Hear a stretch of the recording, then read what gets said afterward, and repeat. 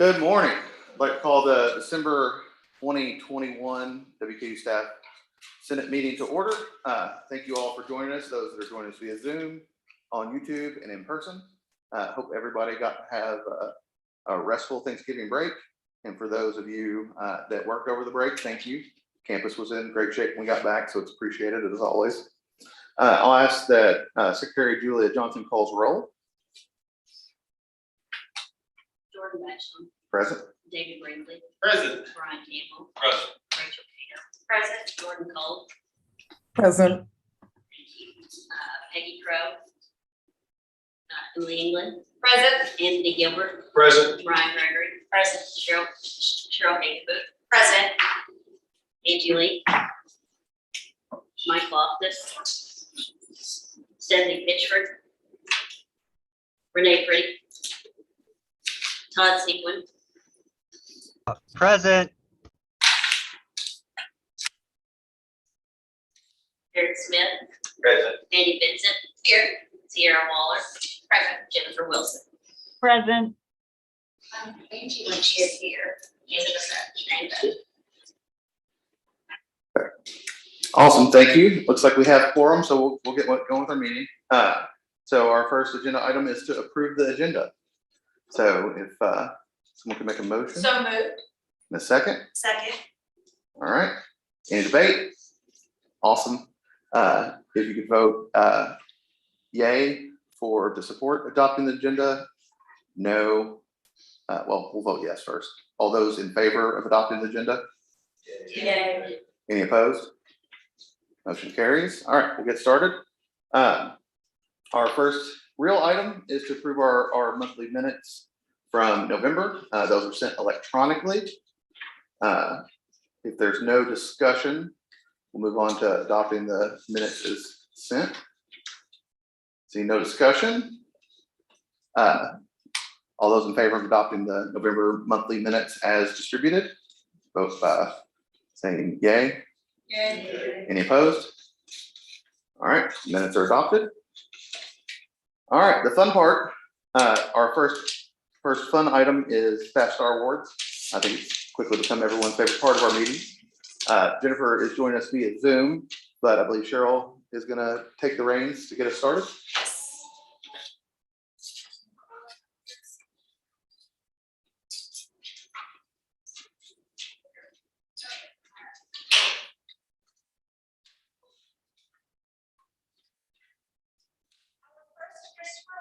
Staff Star Award goes to Nicola Sparks. Nicola is the Office Associate for Student Recruitment and Retention for the Gordon Ford College of Business. Ms. Sparks is the epitome. These are some comments that are made about Ms. Sparks that I'm about to read. Ms. Sparks is the epitome of a supportive staff member. She works tirelessly in her role for the Dean's Office to serve our college.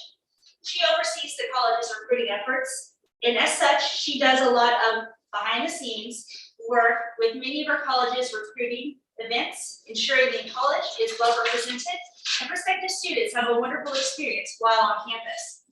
She also oversees our college's ambassadors, teaching them how to conduct themselves professionally in any given setting.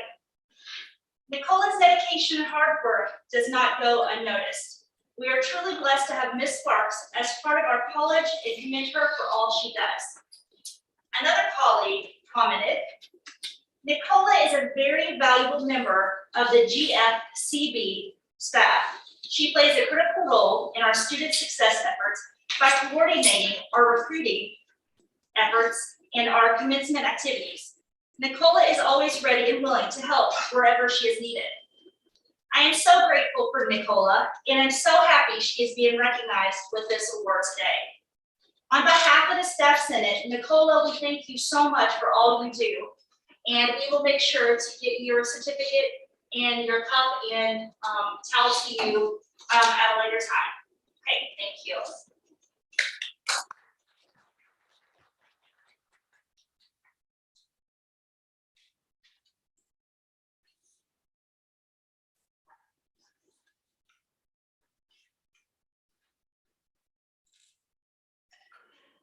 Our next Christopher Ware Staff Star Award goes to Karen Vogel, who is the Office Associate for the Marketing and Economics for the Gordon Ford College of Business. Ms. Gogol is the epitome of a supportive staff member. In her role as Office Associate in the Economics and Marketing departments, she does a lot of behind the scenes work to ensure the departments run efficiently and effectively. To say that she constantly goes above and beyond what her job description states is an understatement. She is also willing to help in other areas as needed. Karen's dedication and hard work does not go unnoticed. We are truly blessed to have Ms. Gogol as a part of the GFCB College and commend her for all that she does. Also from the department head, Karen, we are so grateful to have you in the Economics Department and College of Business. We greatly appreciate all of the things, big and small, you do every day. You make our jobs so much easier. Thank you for being so thoughtful and caring. Thank you, Karen, for your support. We appreciate all you do for WKU.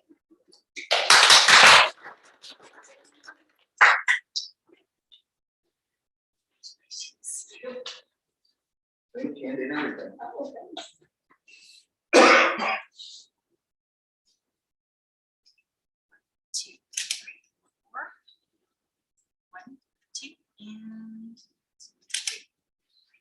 I'm smiling. Oh, I didn't do it, it's okay.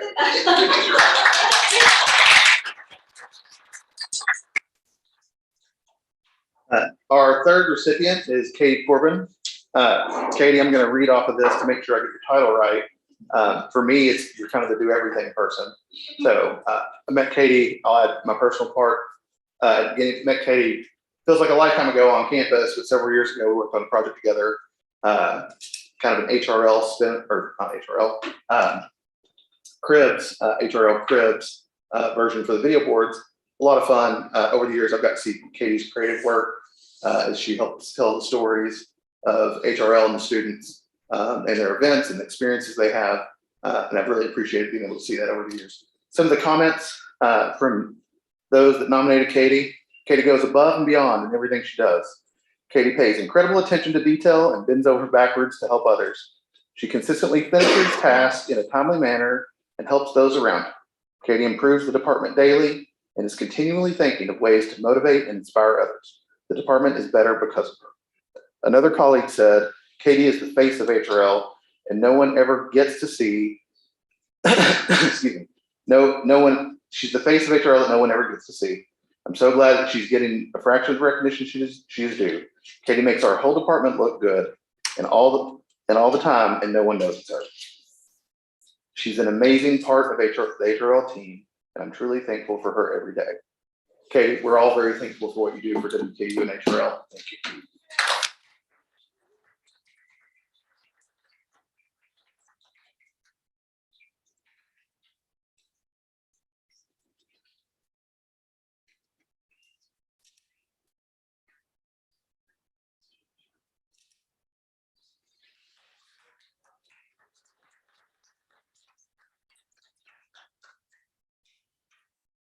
All right, we'll move on to any new business. Rachel, if you could, either location, fine.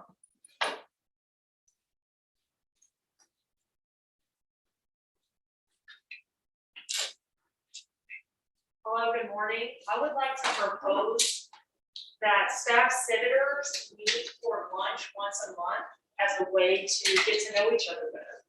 Okay.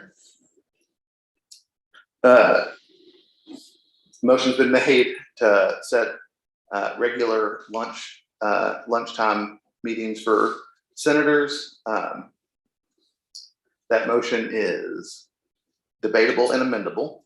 So is there any debate? The chair yields for a question. Yes. Will the staff regent be invited to this lunch? Buying? You buying?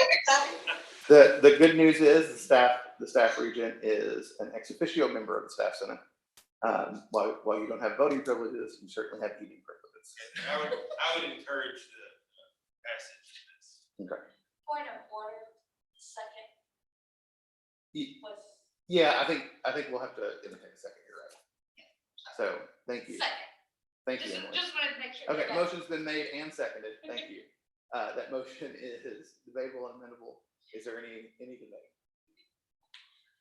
Oh, I just need to say, this would not be covered by WKU staff Senate funds. Okay. So we all would have to pay. Okay. But we still get that free lunch once a month, right? Yes. Any other debate? Seeing none, we'll move on to voting on this. All those in favor vote by yay. Yay. Any opposed? All right, the motion passes. We'll work on a group email to set up times that work. And be a fun way to get to know each other a little bit better. Is there any other new business? All right, seeing none, we'll move on.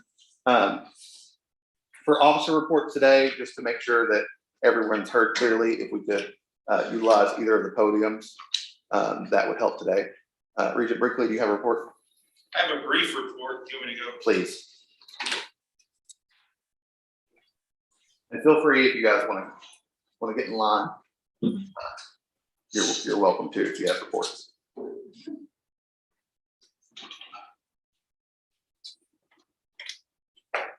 I met with the faculty senate officer last week, secretary, for 90 minutes around working together to find solution-based resolutions to common issues that we share. Many of you all attended the faculty senate meeting, either by Zoom or in person. I think it's only by Zoom.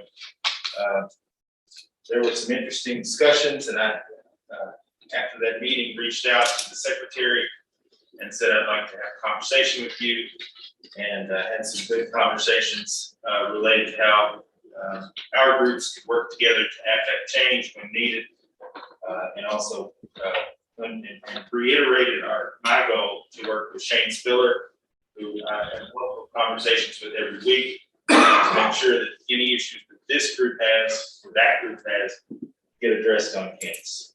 Reminded that there's a Board of Regents meeting December 10th at 9 a.m. Jody Richards Hall. The agenda is not yet set, but it will most likely contain items for final approval from the October 22nd committee meetings. I did have a brief meeting with the president yesterday and passed along some suggestions from some issues that have been brought up to me with regard to facilities. The specificity of that, I'm not prepared to report on or discuss, but am happy to have conversations at. That is it for my report. If anybody has any questions or needs, you can always ask me right now. You can email me at wkustaffregent@gmail.com, university email address, or text me. My phone number is in the bottom of my email signature, and if you don't have it, I'm happy to give it to you. Any questions? Thank you, Regent Brinkley. Rachel?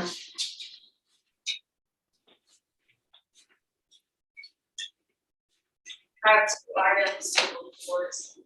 WKU ITS recently had an update that shared mailboxes could not send emails to staff all without permission. So I contacted ITS and a ticket was created and we now have permission. The Communications and Technology Committee meeting met to discuss a new webpage that will help grasp important resources and information applicable to staff's needs, essentially for your information.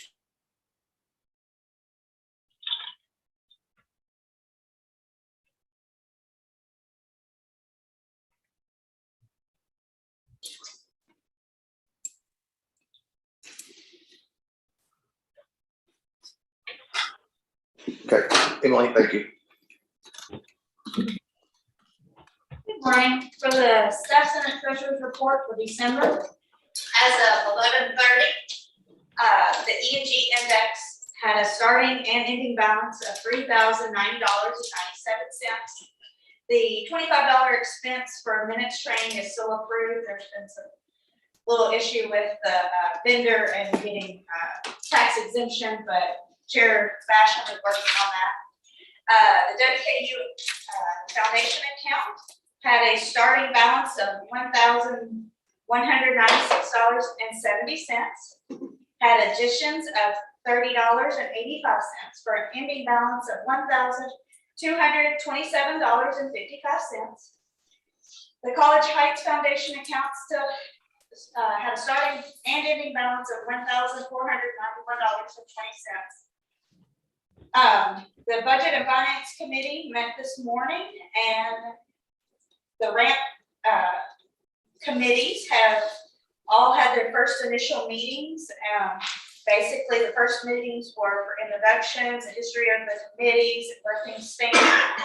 There is a level of confidentiality with these committees, but they are all working on and will be providing agenda reporting bullets, and they will provide those.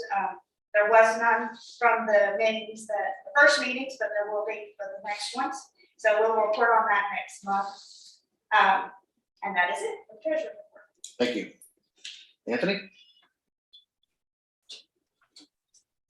A brief update from our committee meeting. We discussed creating an embedded calendar into the website for meetings and other related dates that approach to staff setting and staff. So we've had discussions in early stages of starting the process. Thank you. All right. The workforce committee did not meet this morning, but we have been in discussion via email. The workforce committee was invited by HR to provide feedback on the preliminary compensation study. This document is still in the working stages, so we're just providing some feedback at this time. Before the document becomes official, before they release it to the university, they will be providing this document to other entities on campus. So the staff senate and many different other areas will have a chance to share ideas on this compensation document. So it's still unofficial, but it was nice to be able to be involved with our workforce committee and just provide some feedback for that. And that's it. Thank you. I know Jared has a report from his committee. If any of your outside committees need to have reports, we'll also do those here. Please. From the university committee, we met this morning, from our individual committee meetings, not a lot to report. I did go to the DEI, the university DEI work group meeting last month. It was a productive meeting, and spent a majority of the meeting discussing naming task force recommendations that President Stoney would like to see completed in this academic year, and it's a discussion and anticipation. President Caboni joining the work group in the next couple of months for a meeting. Related to that, as Jordan asked me to do at last month's meeting, we established the members of the Staff Senate Ad Hoc Committee to develop DEI initiatives for possible funding support from the Staff Senate. Those members, one individual from each of our standing committees. Those will be Peggy Crow from the University Committee, Sierra Waller from the Workforce Committee, Todd Sullivan from the Budget and Finance Committee, and Jordan Cole from the Communications Committee. We're working to probably do a meeting the last week that we're on campus here in December to lay some ground for work for the committee's plans to get started on that in January, and we're looking forward to the possibilities. So, thank you. Thank you. And from our report, I sent a little bit to the executive committee following our meeting. So I'll update that, Julia, for you a little bit to make your life a little easier. One of the big things Emily mentioned out of the Finance and Budget Committee meeting was that the grant committees met. That included the VC. Brian and I are on that. One of the things that process is going to have this year is meeting notes that can be distributed. So I'll send those out and they'll be included in my report so everybody can see them. Emily's description was accurate. It was for the VC. It was an initial meeting.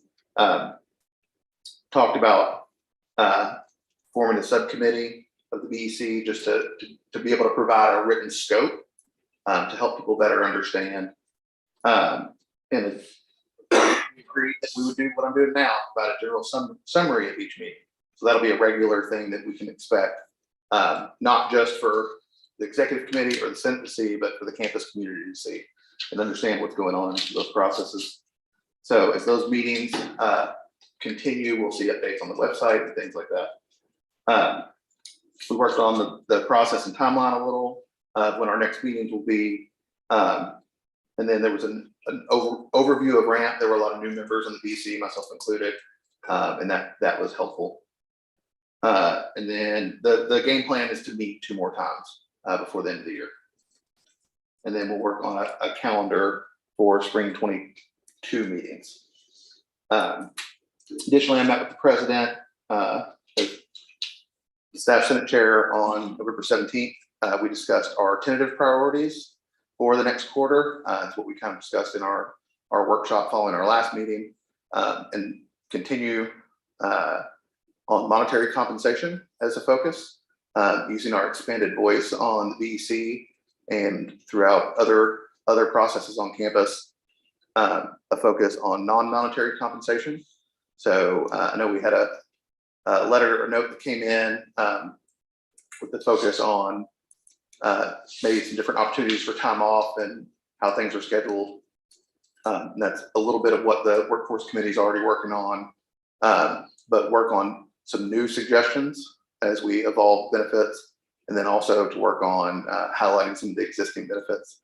I know from the Finance and Budget Committee earlier today, there was some discussions around the Benefits Committee and healthcare and things like that, and some of the clarification inside that meeting, like identifying that the healthcare plan is a benefit, right? Like it's not a mandated thing that the university has to do. It's an elected thing that is done as a benefit to eligible employees. But some of those things, first step being the new things or what areas need to evolve. And third, our onboarding. So I know we've had several conversations and ongoing conversations and work towards what type of items might benefit new senators, what things senators that have a bit of tenure have learned that have helped them, and those conversations will continue. And I think that really, I will say that, as David mentioned in his report, and also was able to discuss with the president, conversation inside of the facilities management area. I've had several conversations over the last couple of weeks, and I've been really impressed by the catalyst for the conversations in that area, that supervisors are working to put in work to make sure that those that report to them are taken care of, and that there's a focus. I'm encouraged by some of those conversations and how they've escalated over the last couple of weeks and few days. While no plans to report on anything, I'm quite confident that the good leadership at multiple levels will put in the work to get some things done. The Senate certainly can be involved in that, as we're given a growing opportunity to do that. But that's why monetary compensation is our #1 priority. So we'll work towards that. Hit back to our agenda. That'll conclude my report, and I'll roll into announcements, which I typically kind of do as the same thing. We'll have a lunch that we'll try to schedule before the end of the year. That'll be a new thing. It's not on the agenda, but we'll work on setting a date that might be able to get our kickoff lunch going. Next week, we'll have our December Staff Senate Executive Committee meeting. That'll be December 8th. That's a meeting via Zoom, 9:30 a.m. And then our next Staff Senate meeting will be January 5th. We'll be back in this room. I made a bit of a mistake with the calendar and updated every event, and that caused us to distribute that we were in Jody Richards Hall yesterday, but we worked on Pastor Rachel's help correcting that. So the remainder of our meetings are booked for this FY, are booked for this room, DSU 2081. We are working to have our March meeting, March 2nd, at the Glasgow campus.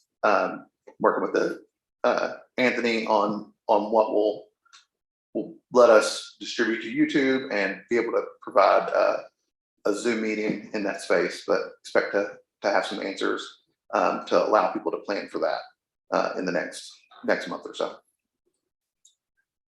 Any additional announcements that need to be made? One quick announcement. Go ahead. As a gesture, based on a recommendation, if we can find a common time in an off-campus restaurant like Elma's in January, the staff region will pay for this body's lunch. I was just kidding. Take the offer. I second that. Motion to accept the offer. We'll also Announce that. work on a time to schedule that. It might need to be a late lunch if David's buying drinks. The policy, you can only have. Yeah, that's fair enough. All right, are there any other announcements? Okay, if not, we will adjourn our meeting. Oh, yeah. Sorry, no, you're good. Okay, so I know Rachel mentioned something about the email communications. Some of those emails that came in, obviously we're not reading all the anonymous, they're not asking for feedback, but they are asking in the email to discuss some of the issues. Okay. So with Rachel, are you trying to work on it? Because I think some people don't understand what the anonymous email is. Is that what you guys are trying to work on? So that if they don't ask for a response, essentially, most likely we're not going to discuss it, or how are those emails? I've just gotten some questions about that, and if we're not discussing the emails, how are we addressing those issues? Okay. That's kind of where you're going. Yeah. Could you answer more specificity on the work the committee's doing? Yes, well, we haven't started the discussion. There has been use and misuse, we believe, of the anonymous emails. So just seeing what we can do to make it better and how we can respond in a better way. I guess the biggest thing is what was addressed was like, if someone's sending this email, I think they automatically assume we're gonna discuss it in our meeting. So I think maybe if we just put it more out there saying, these emails may be used to provide feedback or to ask questions, but please put yes if you're wanting a response. Cause I don't think they understand that. Because I've had a couple people that have reached out and said, well, I sent an email and they didn't discuss it. And I was like, well, did you put yes on there?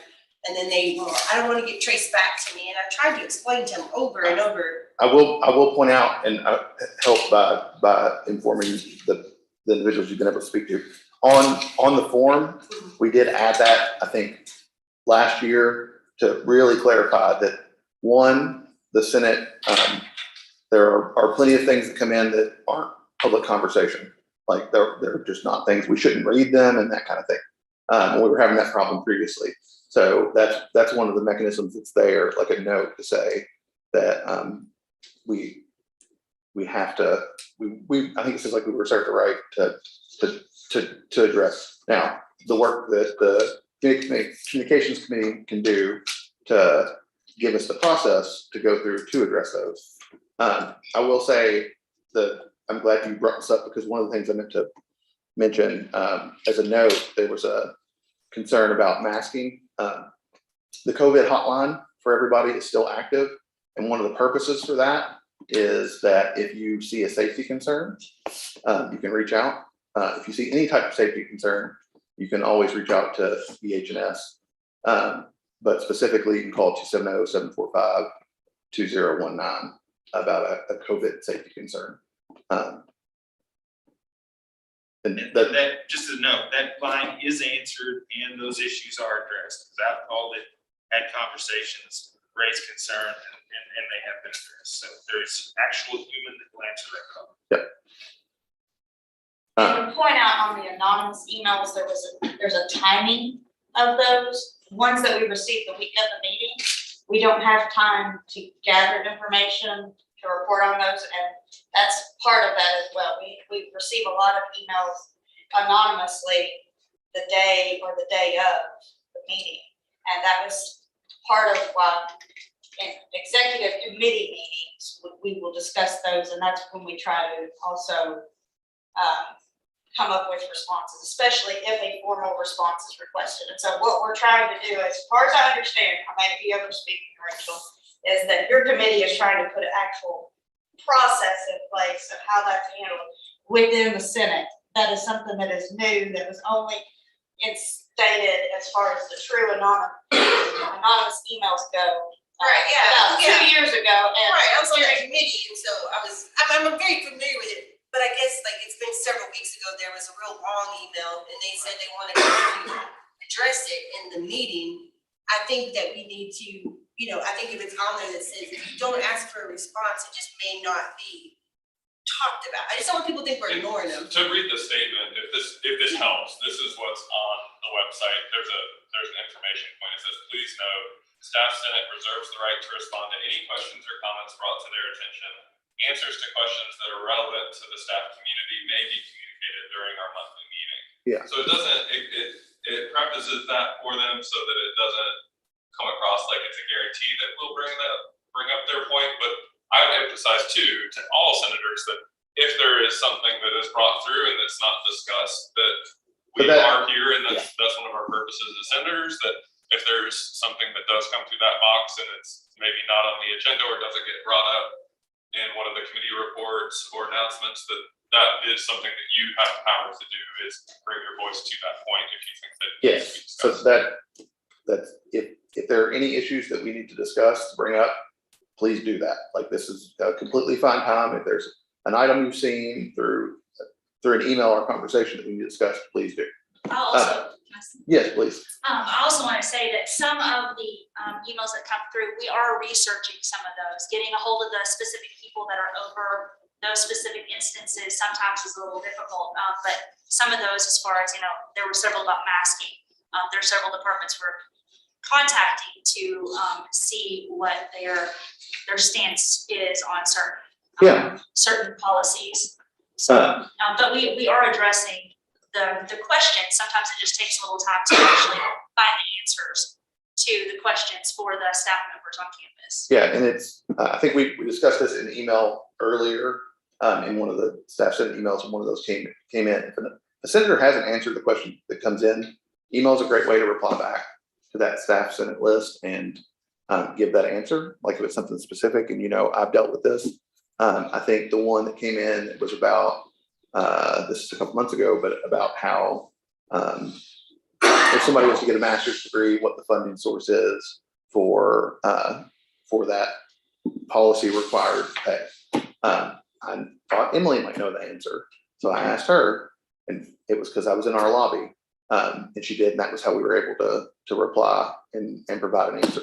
That was one that we get that option to reply, and it's just we do need to work on a policy that makes it clear, because I said, and my point of view is that I'm lucky and get to see the people that are working on getting those answers out.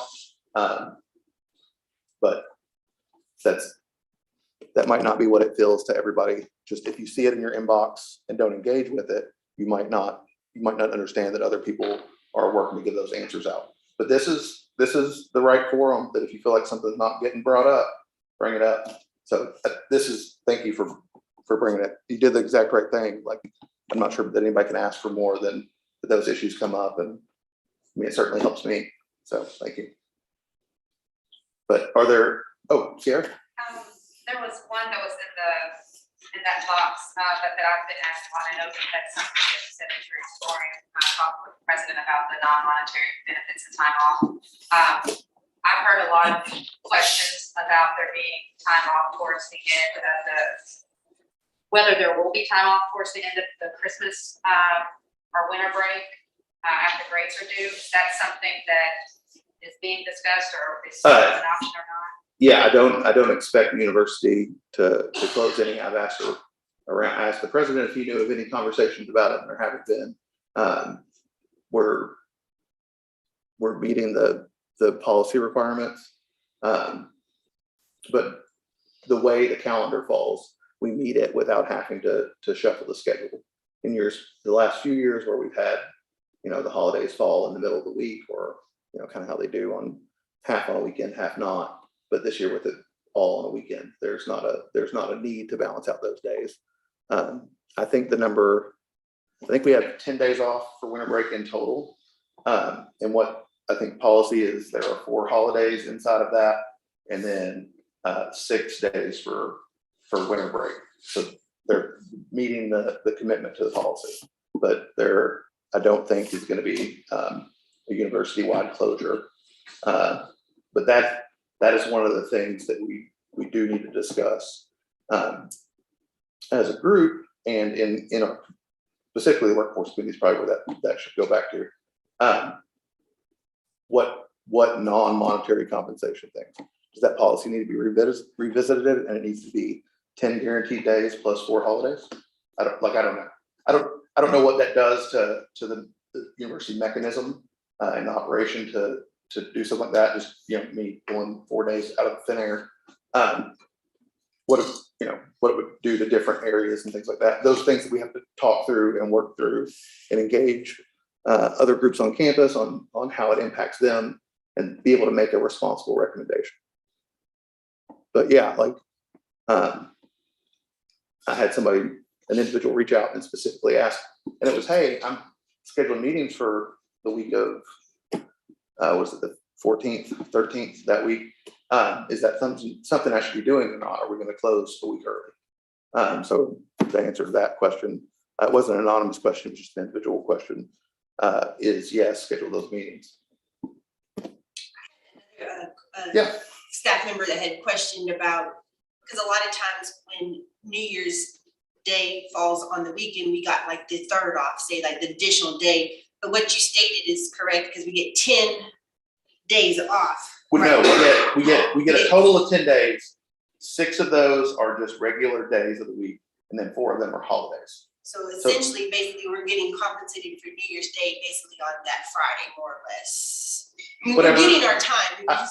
I would have to look at what the holidays are. I think it's Christmas Eve and Christmas Day, and then New Year's Eve and New Year's Day. Huh? No, we come back on the 3rd. We come back on the 3rd. But I think it is a shift. But is New Year's Eve the New Year's Eve. Saturday or Friday? Friday. It's Friday. So yeah. So New Year's Day is Saturday. that- They were wondering if is we get that back Thursday? before. But basically, we're getting compensated Yeah. on that Thursday. Yeah, that Thursday would be the day that it's recognized. I don't know if they honestly shift it to where Thursday is New Year's Eve observed day or not, but. Right. I mean, we're essentially still getting our time. It's just not after the fact. Correct. It falls where it's all inside of 2 clean weeks. Right, because like you said, in the past, there has been times where we've been off from like a Wednesday to a Wednesday. So. Yes, and that was the history of the conversation, is that when it falls, not weird, but when it falls the way it does. Like exactly the 2 Yeah. weeks. I think two years ago, the kind of late adjustment was made because there was a realization that we weren't meeting the policy requirements. Does that answer mostly questions around that? This doesn't have to be the end of that conversation. I don't want it to sound like that. I would appreciate it if it kept going. But does that kind of make sense just overall? If it doesn't, it's okay. It's, will individual unit heads and supervisors have the option? I guess that would be up to them whether or not to go. They always have the option. They always have the option. Yeah, and on that note, I would say that I have already instituted a recommendation that I will be sending an email to our area, allowing some level of flexibility on that Wednesday, Thursday, and Friday prior. Because we one of the distinctions that we have is we have people that work during the break. So I'm going to allow some flex timing, and also we have people that work on weekends. So I'm going to allow some flexible schedule and work those last 3 days. And I can't stress enough, it's always an option for people with their department. I would strongly encourage department heads and division heads to approve vacation if there's not an immediate need for somebody to work that Wednesday, Thursday, and Friday. If somebody puts in a vacation request, I think it should be, personally think it should be honored. If the work is done and the limitations exist, and people want to use and exercise some vacation time that they earn. I think it's a reasonable request.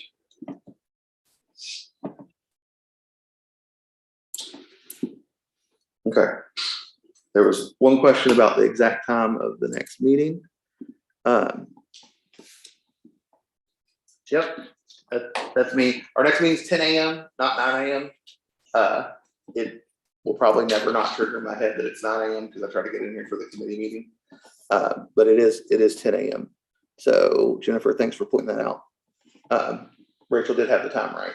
So we'll be back here on December 8th. No, January 5th. It'll be 2022. Did I get the year right? I didn't. No. I didn't. That's fine. Yeah. I'm not ready for it to be 2022 yet. So I'm ready for 2021 to be over, just somewhere in between. All right. Any more questions? Anything? It's completely, if there's something somebody's wondering about, feel free to ask it now. You can ask it later. It doesn't have to be now. But that's always something, like I do think, so taking the onboarding thing into consideration, something that helped me is I asked a lot of questions to the staff Senate list when I didn't know something, or if Monica was busy and I didn't get to ask her something, I would send a question to that. And I don't know, I don't have problems sending emails. I'm a little slow to get back on them sometimes because I get a lot and write a lot, but feel free to use that list or to reach out to anybody on the Senate that for people both inside and outside of the Senate. That's a completely fine thing to do. And for people that are using the anonymous email list or service, don't stop. Like don't take this as us trying to figure out how to deal with it, as us not wanting you to do it. 110% want you to do it. You got a question and you don't feel comfortable coming to a meeting and asking it, use that. If you don't want to use that, feel free to reach out to an individual senator. We have the responsibility to keep those things confidential, and we will. So if you don't know anybody on the Senate, feel free to reach out to somebody. They're all pretty good people so far. You can even reach out to the staff regent. If it's something that isn't really, you don't think the Senate can do anything about it or deal with it, there are plenty of other mechanisms on campus to help you. And it might not be to solve your problem, but give you information and background, because that helps us as much as anything. But there are a lot of good people out there. That's why we have a pretty full mentee program, because there are a lot of people willing to help. So go Tops. If there's nothing else, we'll look to adjourn our meeting. So moved. Adjournment is moved and seconded without objection. All right.